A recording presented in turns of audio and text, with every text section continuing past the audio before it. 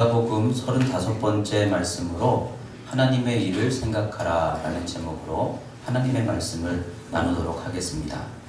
오늘 읽으신 말씀은 예수님께서 제자들과 함께 이제 걸어가시는 중에 제자들에게 먼저 물으셨습니다. 사람들이 나를 누구라 하느냐 이렇게 물으시자 이제 선지자라고도 하고 엘리야라고도 한다 이렇게 대답을 했어요.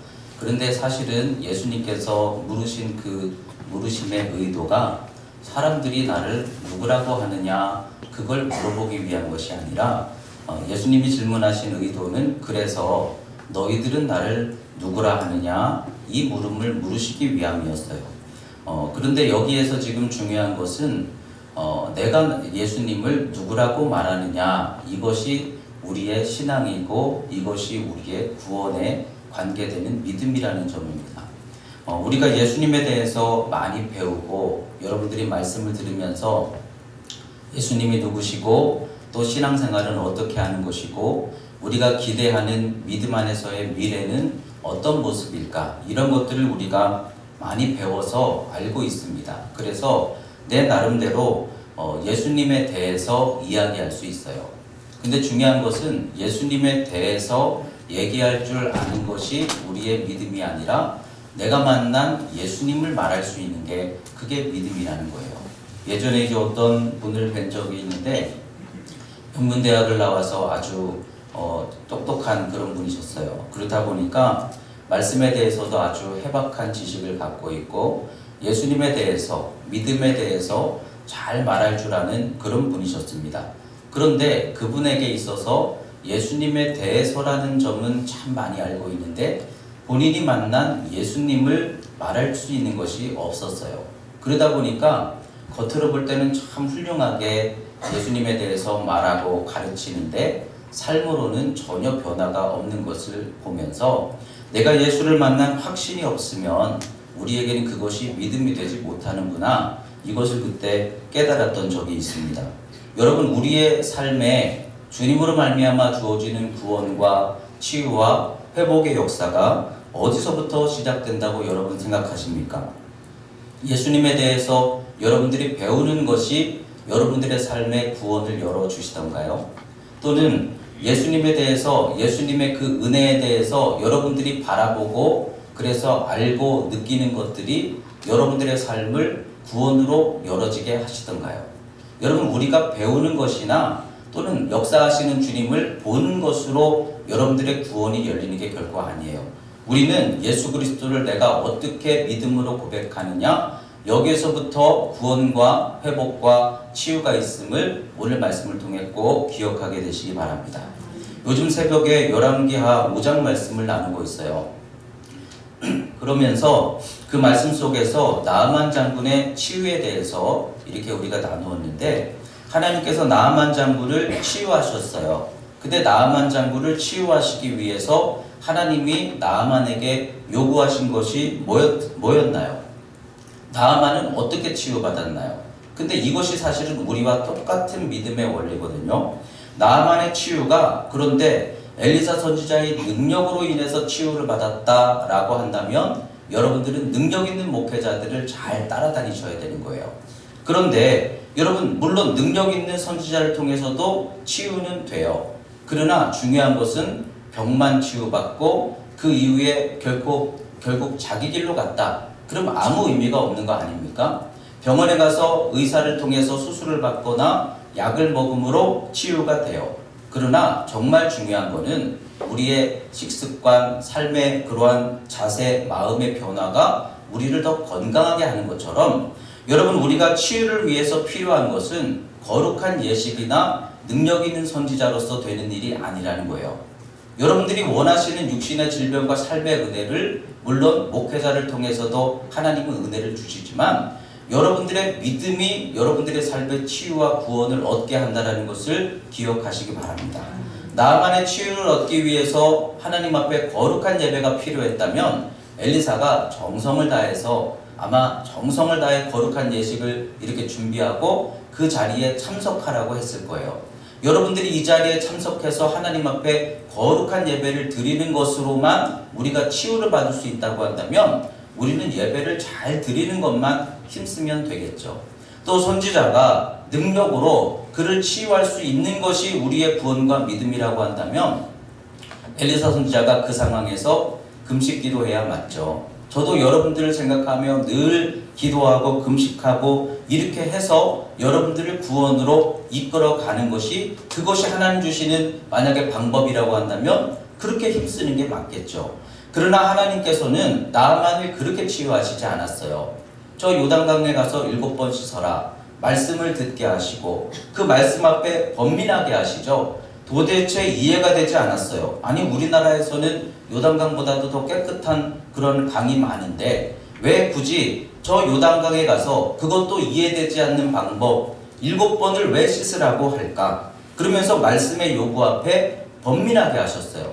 그런데 그 번민하던 나아만이 그래서 어떻게 했습니까? 순종하지 못하겠다. 그리고 돌아가려고 하는데 그 종이 이보다 더한 일이라도 하나님께서 하라고 하신다면, 그것이 우리를 치유할 수 있는 길이라고 한다면 그보다 더한 일이라도 하지 않겠습니까? 그 말에 마음에 수용을 하게 되죠.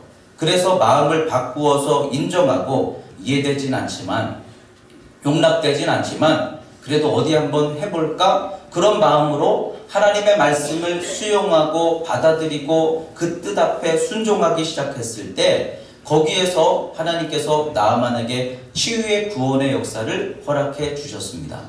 그러니까 이 말씀이 의미하는 게 무엇이겠어요? 하나님이 우리를 치유하시기 위해 우리에게 지금 요구하시는 것은 여러분들의 결단과 믿음이라는 거예요. 여러분, 마치 우리가 세상에서 살면서 우리가 돈을 벌기 위해서 얼마나 많은 고생을 하십니까? 잠을 못 자고 또 때로는 곤욕을 당하기도 하고 또 인내를 우리가 해야 되기도 하고 또 희생해야 되기도 하고, 그러면서도 돈을 벌기 위해, 성공하기 위해, 세상에서 내가 원하는 것들을 얻기 위해 여러분들이 얼마나 노력하십니까? 그런데 이해되지 않는다고 우리가 하나님 앞에서 아니 기도하면 그것이 무슨 능력이 있겠어? 하나님께서 인도하시는 과정이 내가 이해가 되지 않는 길로 지금 가고 있는데 과연 그 뒤에 하나님의 응답이 가능할까? 이렇게 우리가 느껴진다 할지라도 그럼에도 나는 주님을 믿는다. 그리고 주님의 뜻에 순복한다. 주의 길로 온전히 한번 나아가 보겠다. 그래, 내가 이해되지 않지만 요단강 가서 7번 씻으라는 말이 이해되지 않지만 예배하고 기도하며 하나님께 내 중심을 드리는 것이 그것이 믿음이 되고 능력이 된다는 것이 이해되진 않지만 그래도 한번 해보자. 그리고 여러분들이 그렇게 결단하고 여러분들의 마음을 내어드릴 수 있을 때 거기서부터 하나님은 우리에게 놀라운 치유와 구원의 역사를 시작해 주실 줄 믿습니다. 그래서 마음으로 믿어 순종할 수 있을 때 역사가 시작되었다는 거예요. 그러면 여러분들은 지금 어떻게 믿느냐가 중요한 게 아니라 무엇을 믿느냐, 정말로 예수 그리스도를 믿느냐, 이것이 여러분들의 삶의 구원이라는 거예요. 오늘 말씀을 통해 하나님 앞에서 우리가 말씀을 들어서 많이 배우고 좋은 예배에 참여하는 그것이 우리에게 능력이 되는 게 아니라 여러분들이 예수 그리스도를 믿음으로 고백하고 그분을 삶을 통해 만나는 것이 여러분들의 구원이고 능력임을 기억하시기 바랍니다. 만나달라고 기도하시기 바랍니다.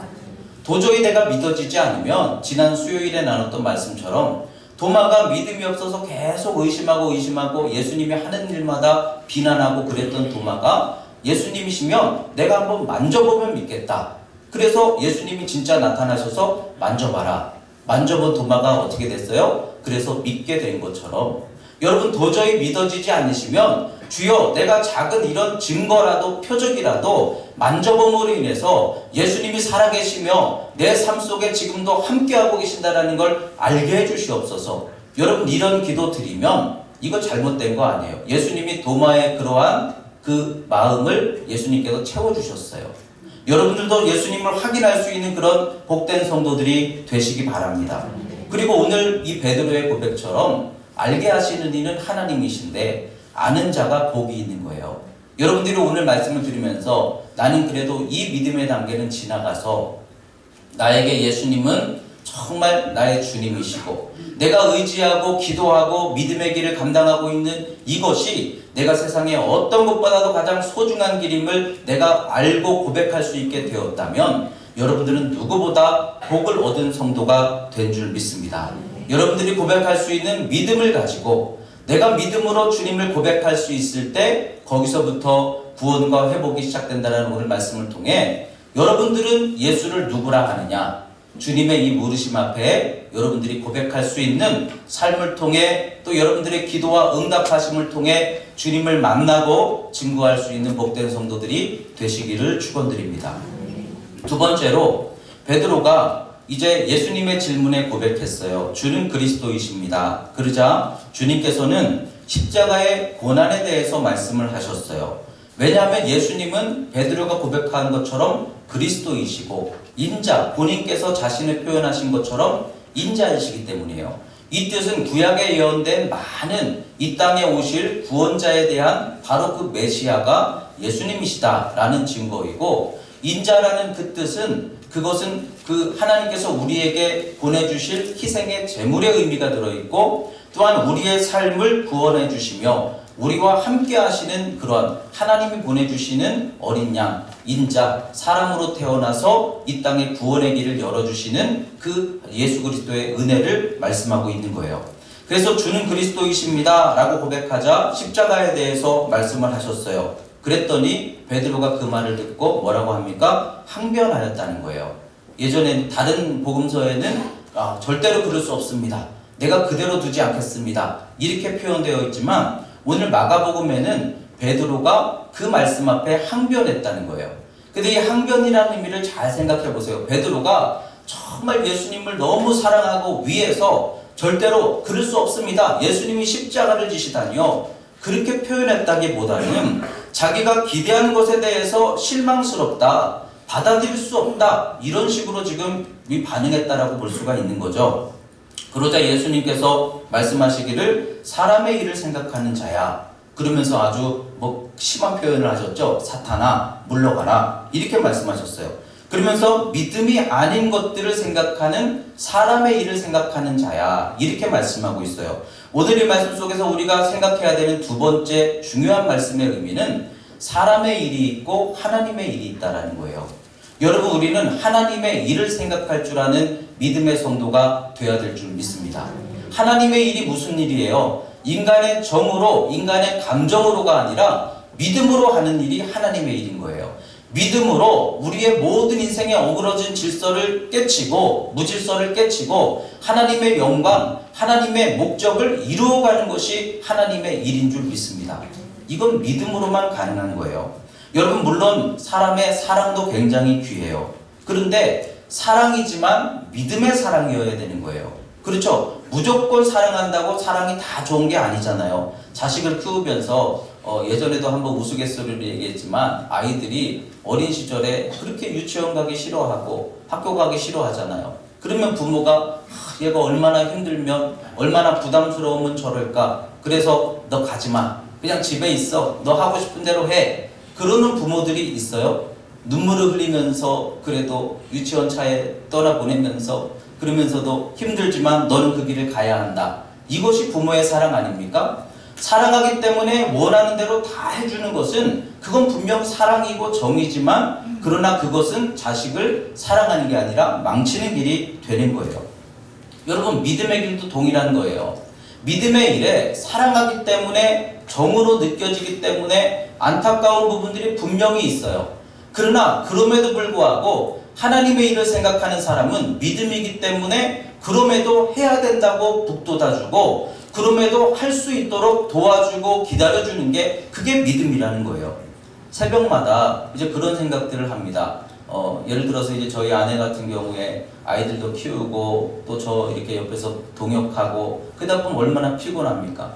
새벽에 이제 이렇게 저를 깨워주고 잠깐 누워있으면 제 마음속에 아유, 얼마나 고단하고 힘들까.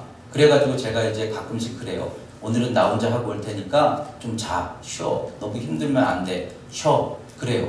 그러면은 쉴 것 같은데 또 굳이 나와가지고 그래서 기도를 또 합니다. 그럼 저는 이제 1시간 겨우 기도하고 내려가면 또 저보다 더 기도하고 힘든데도 그렇게 하고 또 이제 올라갑니다. 근데 그런 모습들을 볼 때마다 사람의 마음으로 볼 때는 쉬게 해주고 싶어요.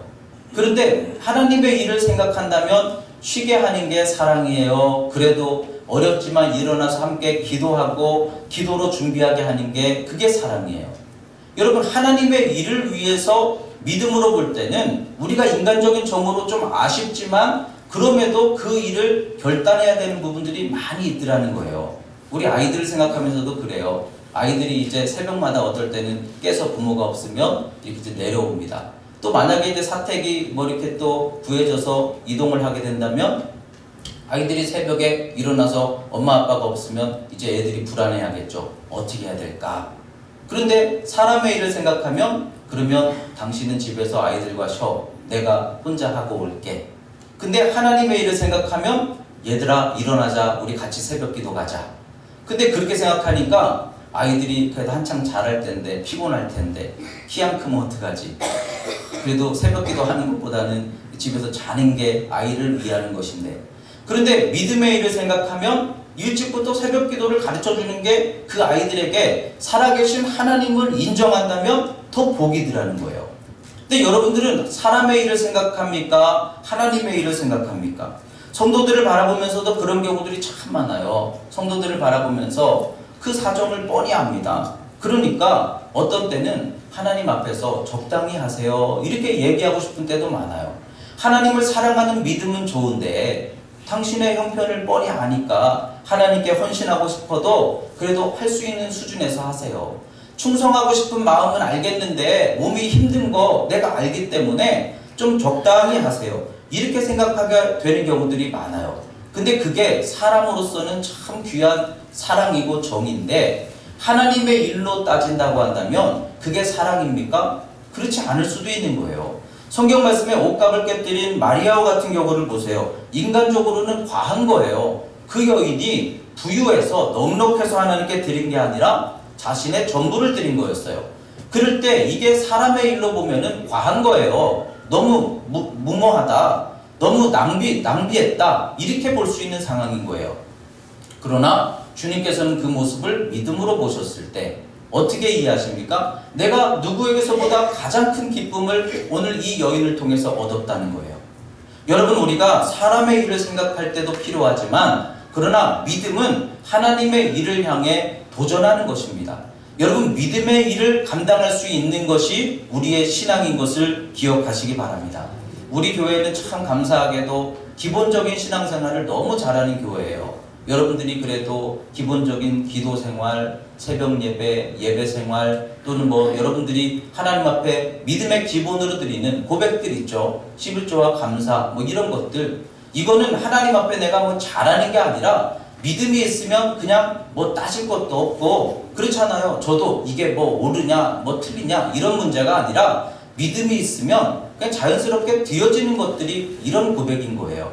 그런데 저는 한편으로는 좀 더 우리 교회가 도전했으면 좋겠다 그런 마음이 드는 것이, 근데 우리 교회 성도들을 통해서 믿음 생활하는 모습들을 이렇게 보면 할 수 있는 수준에서 최선은 다하고 계시는데 사실은 그러나 할 수 없는 부분들인데도 믿음으로 도전하고 감당하는 모습들을 사실은 우리가 많이 잃어버리고 있어요. 저도 이끌어가면서 할 수 있는 만큼만, 여러분들도 할 수 있는 만큼만. 그런데 믿음이라는 게 뭡니까? 하나님의 일을 생각하며 하나님을 더 사랑하기 때문에 믿음이기 때문에 그렇잖아요. 믿음이라는 게 내가 하나님께서 주시는 그 믿음의 확신이 있어서 소망이 있어서 심고 거두고자 하는 믿음의 어떤 미래의 기대가 있어서 내가 하나님 앞에서 이만큼 더 헌신하겠다. 이런 도전들이 우리에게 지금 약해져 있다고 한다면 여러분, 우리는 사람의 일보다 하나님의 일을 향해서 좀 더 믿음으로 확신하고 도전할 수 있을 때 하나님 앞에 더 많은 지경의 은혜들을 넓혀가게 하실 줄 믿습니다. 엘리사를 보면서 느꼈던 것이 그거예요. 왜 엘리사가 나아만이 왔을 때 내다보지도 않고 그리고 그 종을 시켜가지고 저 요단강 가서 7번 씻으래요. 왜 그렇게 얘기했을까? 근데 여러분, 왜 그랬을까요? 인간적으로는 그러면 안 돼요. 왕을 통해서, 그 아람 나라의 왕을 통해서, 자기 나라 여호람 왕을 통해서 선지자에게 왔으면 국빈이에요. 그러면 정성껏 대하는 게 사람의 마음이어야 돼요. 그런데 엘리사는 내다보지도 않았어요. 왜 그랬을까? 선지자의 권위 때문이었을까? 그런데 결코 그렇지 않아요. 그 이유는 엘리사 선지자를 바라보는 게 아니라 그가 전해준 하나님의 말씀을 듣고 순종할 수 있느냐. 그리고 이 나아만 장군이 하나님 앞에 서서 믿음으로 반응할 줄 아느냐. 이걸 그에게 알려줘야 했기 때문에 인간적으로는 당연히 문 열고 나와서 영접하고 싶었겠지만 하나님의 일을 이루고자 하기 위해서 거리를 딱 끄는 거였죠. 여러분, 또 물론 인간관계가 굉장히 중요합니다. 그렇지만 여러분, 믿음에 유익이 되는 그러한 인간관계는 우리에게 소중합니다. 그러나 믿음에 유익함이 되지 않는 인간관계는 엘리사 선지자를 통해서 우리가 본받을 수 있는 게 뭡니까? 어느 정도 내가 정으로 볼 때 조금 매정해 보일지라도 그러나 믿음의 일을 위해서는 끊을 땐 끊고 거리를 둘 땐 거리를 둘 수 있는 것도 믿음인 줄 믿습니다. 이것저것 다 챙기고 다니는 것이 여러분 그게 복이고 사랑이 아니에요. 내 생명과 내 믿음 생활을 잘 지켜가는 것이 여러분 지혜 있는 성도의 신앙인 줄 믿습니다. 또한 엘리사는 나아만이 치유를 받은 후에 감사한 마음으로 선물을 가지고 와서 드리려고 했어요. 그럴 때 엘리사가 그것을 굳고 받지 않았어요. 왜 받지 않았을까? 하나님께서 하나님의 일을 행하신 후에 절대로 그 대가를 받지 말라고 하셨기 때문입니까? 아니에요. 엘리사도 수냄 여인이 그를 공경할 때는 기쁨으로 다 받았어요. 그러면 왜 이 나아만 장군에게서는 받지 않았을까? 누구 때문일까요? 본인 때문이 아니라 나아만 때문인 거예요. 사람의 일로 생각하면 대가를 받고 싶겠죠. 그러나 하나님의 일을 위해서는 받아야 되는데도 안 받는 것도 믿음이더라는 거예요. 왜 안 받았을까? 혹시라도 이 나아만이 이방 사람이기 때문에 은혜를 돈으로 살 수 있겠구나, 그런 마음이 들지 않도록, 그리고 내가 받은 이 깊은 사랑의 은혜를 이것을 선물로 드림으로 인해서 대가를 들여서 은혜 갚았다. 아, 내가 할 도리 다 했다. 그리고서 돌아가게 될까봐. 그러니까 이 엘리사 선지자가 보여주고 있는 믿음은 정확하게 사람의 일에 대해서가 아니라 하나님의 일을 위해서만 집중하고 하나님의 일을 위해서 자기가 때로는 희생하고 내려놓으면서도 하나님께서 유익하게 하시는 길로 행한 것을 보게 되는 거죠. 여러분, 하나님의 일을 생각할 줄 아는 우리 교회와 성도가 되어야 될 줄 믿습니다. 교회는 어떤 곳입니까? 교회는 무엇보다도 사랑이 필요한 곳이에요. 어린 영혼들, 약한 영혼들에게, 어린아이들과 같은 그런 믿음이 약하고 생각과 마음이 상처받고 약한 영혼들에게 깊은 사랑을 통해 돌봄을 주는 곳이 교회예요. 그렇잖아요. 애들은 모르잖아요. 그러니까 뭐 잘못 말할 수도 있고 때로는 실수할 수도 있죠. 그런 어린 영혼들에게 지극한 사랑으로 먹여주고 돌봐주고 끊임없이 사랑을 베풀어 주는 것이 교회예요. 그런데 교회는 그것으로만 되는 것이 아니에요. 때가 되면 성숙해야 돼요. 하나님의 일을 이제는 생각할 수 있어야 돼요. 끊임없이 우리 교회 모든 성도들이 1년이 지나고 10년이 지나도 늘 먹여줘야 되고 보살펴줘야 되고 늘 만나줘야 되고 그런 믿음이 아니라 때가 되니까 자라서 이제는 그 영혼들이 성숙하여 하나님께 예배하는 사람이 되고 기도하는 사람이 되도록 성숙할 수 있는 길을 인도하는 것이 그게 교회인 거예요. 그러니까 하나님의 일을 생각한다면 무조건 사랑의 관계를 나누는 것보다 그 사람이 하나님께 예배하는 사람이 되고 있는가? 그 사람이 하나님께 기도할 줄 아는 사람이 되고 있는가? 때로는 스스로 냉정하다 느낄지라도 그가 기도할 수 있도록 기다려주고 때로는 기도하라고 권면해주고 하나님을 온전히 바라볼 수 있도록 그들에게 인도해주는 곳이 우리 교회가 되어야 될 줄 믿습니다. 그래서 여러분, 우리는 인정과 사랑으로만 주의 일을 하는 게 결코 아니라는 거예요. 여러분들의 가족도 그렇고 우리 교우들과의 관계, 우리가 맡은 사명도 그렇고 우리는 인정과 사랑으로 하는 것이 아니라 인정과 사랑으로, 예수님 그럴 수 없습니다. 아니 감히 예수님이 십자가를 지시다뇨. 얼마나 아름다운 생각이고 말입니까? 그러나 그것은 예수님이 지시고자 하는 십자가의 길을 막는 것이었어요. 여러분, 때로는 연단도 필요합니다. 고통 중에 있는 이들에게 그래도 하나님의 뜻 안에서 그것은 유익하다라고 말할 수도 있어야 됩니다. 그래도 기도하면서 버틸 수 있도록 여러분들이 권면할 수 있어야 됩니다. 그래서 우리 믿음의 성도들은 교회에서 사랑만 받는 것이 아니라, 사랑만 주는 것이 아니라 믿음으로 훈련도 받고 또 이제 하나님의 일, 하나님의 뜻, 하나님의 생각도 점점점 알아가면서 스스로 감당하고 스스로 설 수 있는 그런 믿음의 성도들로 점점점 세워질 수 있는 것, 여러분, 그것이 우리가 세워가야 하는 은혜롭고 복된 신앙인 줄 믿습니다. 마지막으로 주님께서 이 베드로에게 말씀하시면서 누구든지 나를 따라오려거든 자기를 부인하고 자기 십자가를 져야 한다, 이렇게 말씀하셨어요. 자기를 부인하고 자기 십자가를 지라, 이 말씀을 우리는 그냥 이렇게 생각하죠. 예수 믿으면서 고난당하면 다 십자가겠지. 근데 나를 부인하고 자기 십자가를 진다라는 의미가 도대체 뭘까요? 한번 저를 생각해 봤어요. 그러면 저는 오늘 이 예수님의 말씀을 이렇게 빗대어 볼 때, 예수님께서 저를 지금 목회자로 인도하셔서 쓰고 계시는데, 내가 지금 주님을 따라가고 있는 이 과정 중에 내가 지고 있는 십자가, 그 십자가로 인해서 내가 스스로 나를 부인하게 되는 것들이 도대체 뭘까? 이 말씀은 뭘 얘기하고 있는 것일까 생각을 해봤어요. 근데 어려서부터 저는 저희 아버님 목회를 하셨다 보니까 많은 교회 성도들의 모습들을 늘 어려서부터 보면서 자랐어요. 그러면서 제 나름대로 생각했던 것들이 옳은 믿음, 좋은 믿음, 때로는 잘못된 신앙, 질서에 벗어나는 모습, 이런 것들을 굉장히 어려서부터 제가 나름대로 분별을 하고 정리를 하다 보니까, 그러니까 좋은 것, 옳은 것, 바른 것, 아닌 것, 틀린 것, 이런 것들에 대해서 굉장히 제가 마음으로 생각으로 굉장히 이 많은 것들을 이렇게 기준을 삼고 있었던 것 같아요. 근데 목회를 막상 이제 들어와서 목회를 계속 하면 할수록 하나님께서 제게 계속해서 만나게 하시는 것들이 있다면, 저는 우리 교회가 옳은 모습, 바른 모습, 기쁜 모습, 하나님 안에서의 아름다운 질서, 이런 모습으로 세워져 가기를 간절히 바라는데, 또 감사하게도 그렇게 우리 교회가 지금 세워져 가고 있는데, 그러면서도 때때로 제가 생각할 때는 도저히 용납할 수 없는 그런 모습들을 만날 때가 있단 말이죠. 그럴 때 그런 상황들을 만나면서 무슨 생각을 하겠습니까? 이것은 옳지 않기 때문에 타협해서는 안 된다. 그런데 하나님께서는 그것을 해결해 주시는 게 아니라 오히려 내가 인정하기 어려운 그런 뭐 일이나 사람이나 어떤 목회나 무엇이든지, 근데 그런 것들을 이상하게도 해결해 주시는 게 아니라 그냥 안고 가라고 하시는 거예요. 그럴 때마다 어떤 생각이 들겠습니까? 타협하게 되는구나. 어쩔 수 없이 내가 수긍할 수밖에 없구나. 내가 약하구나. 하나님께서 이걸 이루어 주시지 않으시나 보다. 그럴 때 저 스스로 뭐라고 느끼겠습니까? 그게 고난이라고 느끼고 절망이라고 느끼는 거예요. 제가 생각하는 진리의 기준, 여러분들도 똑같으실 거예요. 예수 믿으면서 여러분들이 기대하고 여러분들이 가고자 하는 어떤 그런 한 걸음 한 걸음의 모습들이 다 있잖아요. 근데 하나님이 여러분들의 기대대로 생각대로 이끄시던가요? 그렇지 않은 경우들이 얼마나 많습니까? 그럴 때 이게 고난처럼 느껴지고 수긍하지 못하고 인정하지 못하겠으니까 너무나 그런 것들이 힘들어지는 거예요.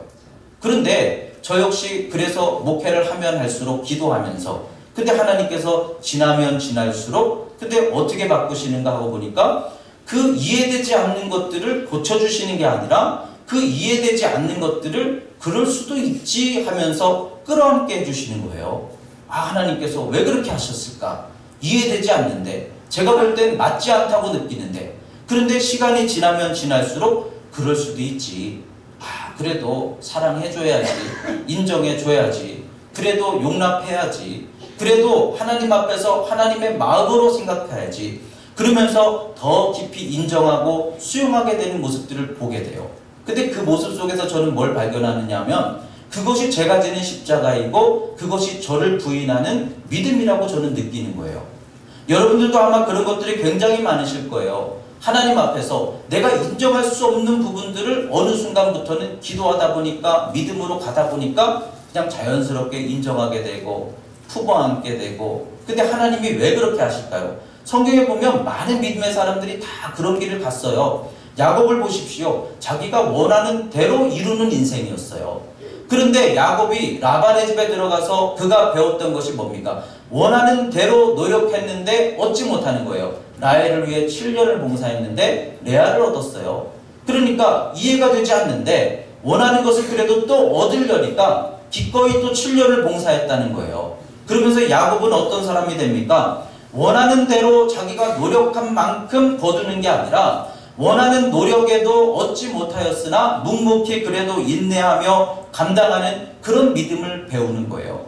야곱이 넓어지죠. 그러면서 인정할 수 없는데, 수용할 수 없는데 그걸 받아들이다 보니까 점점점 야곱이 큰 사람이 되며 하나님께서 그를 크게 더 담아주시고 써주시는 것을 우리는 말씀을 통해 볼 수 있는 거예요. 여러분, 요셉도 그렇잖아요. 요셉이 어린 시절 어떤 인물이었습니까? 잘못된 것은 인정하지 못하는 거예요. 그래서 형들의 잘못을 아버지께 가서 구하는 그런 사람이었어요. 옳고 그름에 대해서 자기가 생각하는 기준이 있는 거예요. 그게 틀리면 이건 틀렸다고 말하는 거예요. 그런 야곱에게 형들이 얼마나 미웠겠습니까? 감히 어떻게 형들이 동생을 애굽의 노예로 팝니까? 그런데 애굽에 가서 노예 생활을 하며 13년 동안 그래도 하나님 앞에서 그 주신 삶을 하나씩 감당하다 보니까 야곱이 바뀌었어요. 자기를 부인하고 자기 십자가를 지고 나니까 야곱이 바뀌었어요. 나중에 형들이 찾아와서 그때 정말 미안했다, 내가 잘못했다, 그리고 고백할 때 걱정하지 마세요. 이것은 당신들의 잘못이 아니라 하나님이 나를 당신들 앞서서 애굽으로 그냥 보낸 것밖에는 다른 의미가 없습니다. 괜찮아요. 그러면서 그 형들의 잘못을 얼마든지 품고 인정해 줄 아는 사람으로 바뀌게 되더라는 거예요. 나아만 장군은 어떻습니까? 7번 씻으라니. 아니, 요단강물은 더러운 물처럼 보이잖아요. 자기 나라 아람 나라에는 더 깨끗한 물이 많이 있는데, 깨끗한 강이 많이 있는데, 그러나 어쨌든 그래도 내가 살기 위해서라면 하나님께서 이걸 통해 치유하실 수 있다고 한다면 그래, 한번 해보자. 그리고 계속해서 넓히는 거죠. 또 물에 들어갔다 나오고 7번을 물에 들어갔다 나오고, 그러면서 자기를 부인하는 거죠. 십자가를 지는 거죠. 믿음 때문에, 하나님의 말씀 때문에 나를 부인하고 이해되지 않고 인정되지 않는 그 길을 묵묵히 가는 거죠. 그런데 그 과정을 통해서 어떻게 되었습니까? 나아만이 문둥병으로부터 깨끗함을 얻게 된 거예요.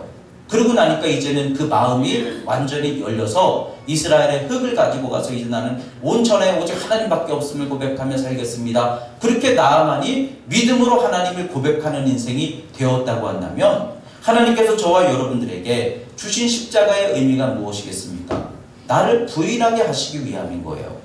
여러분, 이해되지 않고 용납되지 않고 감당할 수 없는 많은 일들이 끊임없이 우리 앞에 있을 거예요. 근데 우리 주님께서 말씀하셨어요. 나를 따라오려거든 자기 십자가를 지고, 여러분들에게 주어진 이해되지 않는 그 상황을 그래도 내게 주신 십자가로 받아들이고, 어떻게 해야 돼요? 이 십자가를 물리쳐 주시옵소서, 이 길을 시온의 대로와 같이 평탄케 해 주시옵소서, 그렇게 기도하는 게 아니라 나를 부인하고 내 십자가를 지고 하나님의 뜻이 이루어질 수 있도록 나는 감당하겠습니다. 그럴 때 구원이 열리게 된다는 거예요.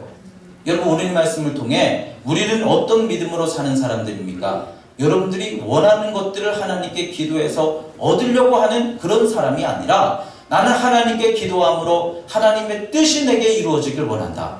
하나님의 뜻이 여러분들의 삶을 바꿔주시길 원한다. 하나님의 뜻대로 살아 감당할 수 있기를 원한다. 여러분, 이게 우리의 믿음이 되어야 될 줄 믿습니다. 그래서 하나님의 뜻을 이루려다 보니까 때때로는 이해되지 않는 자기 십자가가 있어요. 그럼에도 나를 따라오는 자들은 자기를 부인하는 자래요. 세상을 부인하고 고난을 부인하는 게 아니라 나를 부인하면 할수록 여러분들은 승리하게 되는 거예요. 여러분들이 크고 넓어지면 넓어질수록 하나님께 더 많은 은혜를 담게 해주실 줄 믿습니다. 그래서 오늘 말씀을 통해 우리가 은혜로 서서 실제 지금의 믿음에서의 삶의 구원과 역사를 이루어가기 위해서, 여러분, 첫째로 우리가 필요한 것은 여러분들의 고백의 믿음입니다. 배우는 믿음, 예수님에 대해서 잘 얘기하는 게 믿음이 아니라 내가 만난 예수, 그 예수를 고백할 수 있는 여러분들 되시기 바랍니다. 그리고 만나고자 하신다면 도마처럼 예수님 만나게 해주세요. 표적으로 알게 해주세요. 이런 증거들을 통해서 예수님이 내 기도와 내 삶에 함께하고 계신 것들을 증거해 주세요. 이렇게 기도할 때 주님은 도마를 만나주셨듯 여러분들에게도 만져질 수 있도록 은혜 베풀어 주실 줄 믿습니다. 또한 하나님의 일을 생각하라는 거예요. 인간의 정도 중요해요. 그러나 더 가치 있는 일을 위해서는 때로는 정도 조금은 이렇게 우리가 인내하며 내려놓을 때도 필요한 거예요. 사람의 정으로 하는 게 아니에요. 교회는 믿음으로 하는 거예요. 믿음으로 하나님께 예배하고 하나님께 기도하는 사람들을 만들어내는 곳이 교회인 줄 믿습니다. 그래서 하나님의 일을 생각하며 하나님의 일을 위해서 여러분들이 그렇게 결단하시고, 또한 주님을 따르는 것은 자기 십자가를 지고 나를 부인하는 것이다. 이해되지 않을지라도 여러분 그래도 기도하는 사람들은 결코 헛되지 않아요. 하나님께서 인도하시는 과정들이 이해되지 않아도, 나만 장군처럼 이해되지 않고 용납되지 않아도 하나님의 말씀 앞에 순종하는 사람의 그 미래에는 반드시 하나님의 예정하신 은혜와 축복이 있을 것을 믿으시기 바랍니다. 그래서 그것을 기도하며 묵묵히 나를 부인하는 만큼 하나님께서는 여러분들에게 야곱처럼, 다윗처럼, 요셉처럼, 나아만 장군처럼 그렇게 나를 부인하면 할수록 하나님의 은혜가 더 가까이 다가오시게 축복해 주실 줄 믿습니다. 그렇게 믿음의 복을 열어갈 수 있는 그런 여러분들, 하나님의 일을 이루어 감당할 수 있는 복된 성도들이 다 될 수 있기를 주의 이름으로 축원드립니다. 기도하시겠습니다.